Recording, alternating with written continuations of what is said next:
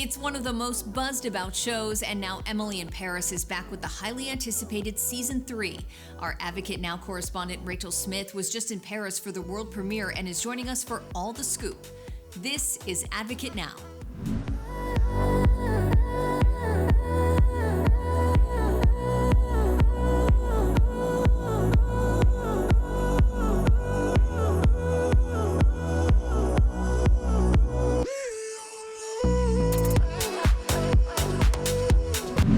Well, Rachel, I guess we should say bonjour to you. What a way to celebrate the new season. How amazing was it to attend the world premiere in Paris? Oh my gosh. Bonjour, Sonia. It was amazing. I even brought back a little Paris couture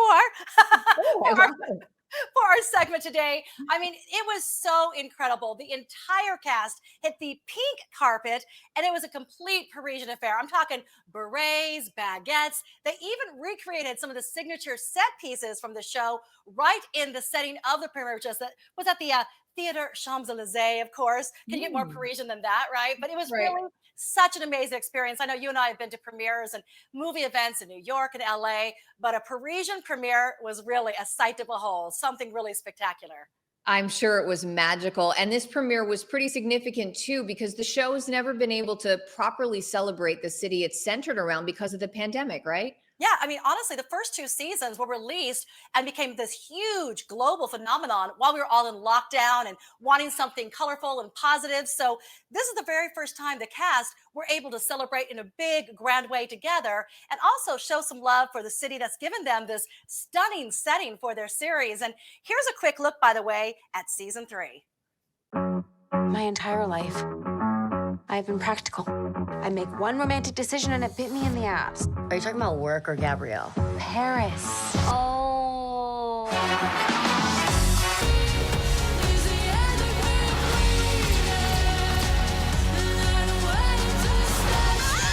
Are you all right? Just some existential angst. That is so American.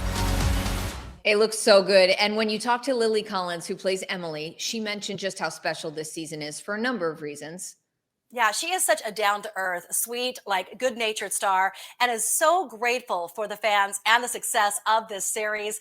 And she really is so happy, too, to finally celebrate in Paris because the city has really embraced them and it's really meant so much. So take a look at what she told me in our sit-down interview.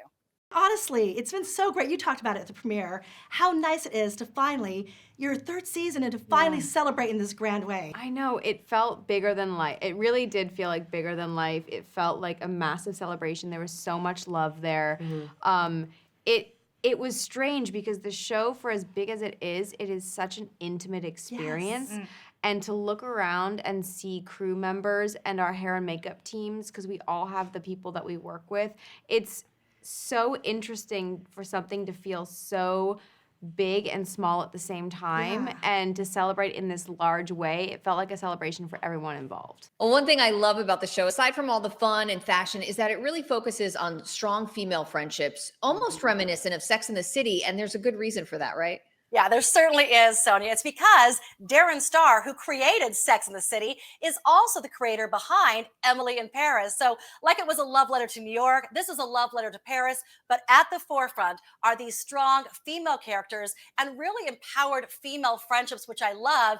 And by the way, it was very interesting because speaking of Sex and the City, Sonia, Samantha, aka Kim Cattrall, of course, one of our favorite characters, she was at the premiere in Paris. I was so excited, like, Samantha, over here. So, of course, when I sat down with Darren, I had to ask, could we see Kim Cattrall in maybe a next season of Emily?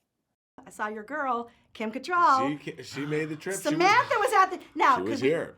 Listen, people want to know. We'd love to see Samantha in another Emily in Paris. Well, I don't think it would ever be Samantha, but, you know, Samantha's got her own life, but but look, that would be amazing to have Kim on the show if we found the right thing, and and Kim was in London. She lives there part of the year, and so she kind of just sort of took the Eurostar and came to the premiere. So sweet of her to do it. She could work with Sylvia, or maybe she could, if she comes to season 4, I can die a happy man. She's a fan of yours, by the way. She is? Yes, she is. Oh, come on. Yes, she is. I can see. Listen, I mean, Emily might have some more competition. That's right. You know what I'm saying? I would love to get. I think Gabrielle would love to. I think so too. He's like, I love that. Being a New Yorker and a longtime fan of Sex and the City, I personally would love to see Kim Cattrall back in a juicy show like this. And when you think about it, she really played such a powerhouse feminist character that broke barriers in modern times by showing that women could celebrate being sex positive without caring about what others thought. You know, she always plays such empowered characters, so I'm sure this would be no exception. Yeah, I think she would fit right in because, like you said, Kim Cattrall always portrays these strong characters, and she would fit right into the world of the two female bosses in the show, Sylvie and Madeline, who both make apologies for their success or their ambition. And so I think she would fit in perfectly. So they've already greenlit season 4, Sonia. So I think it'd be wonderful to see if that would happen. And here's a look at Madeline and Sylvie in action. Just need to know, are you on my team or not? I was beginning to wonder if you were joining us at all. I'm so in on team whatever this company's called. Do they know that you're pulling double duty? Oh, God, no. Sylvie wants to see you in her office right away. Is she really mad? I wish I will. I mean, what has it been like to both of you? I mean, being a part of something that, I mean, you know, obviously you both have done things that have been beloved, but it feels like this is something at this time.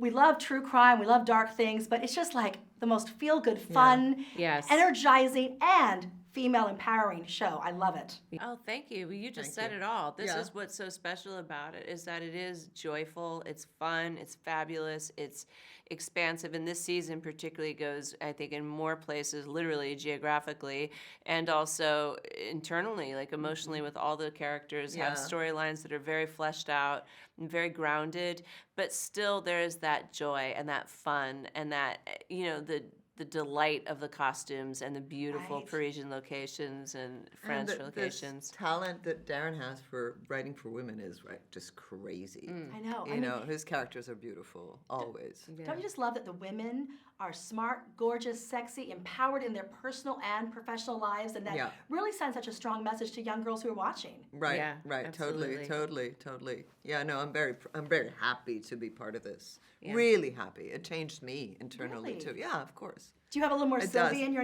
I have a lot more Sylvie inside of me now.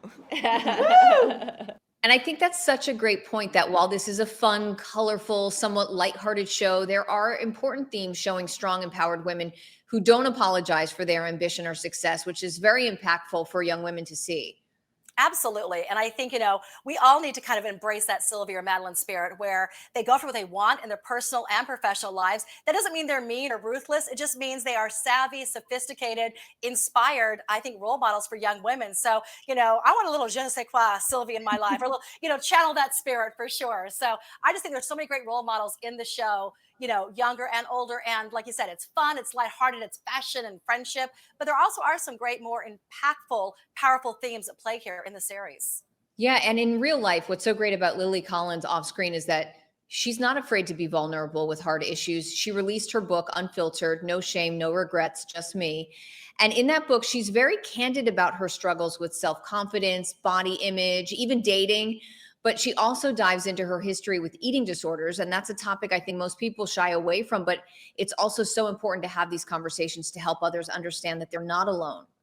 No, I really hand it to her. She's been so courageous and vulnerable and honest about her own personal challenges. I think a lot of people look at these stars in this Instagram world and think everything is perfect, and they don't realize the struggles and challenges they've been through. In fact, about a year ago, when I talked to Lily, I asked her what has been her biggest challenge thus far in her career. She said she took on a movie called To the Bone, which was about a woman dealing with anorexia and bulimia and eating disorders, which paralleled her own life. So that was really important to her to tell that story. So I love that she's gone a step further with the book and been very public about her own challenges, you know, in the hopes of helping others.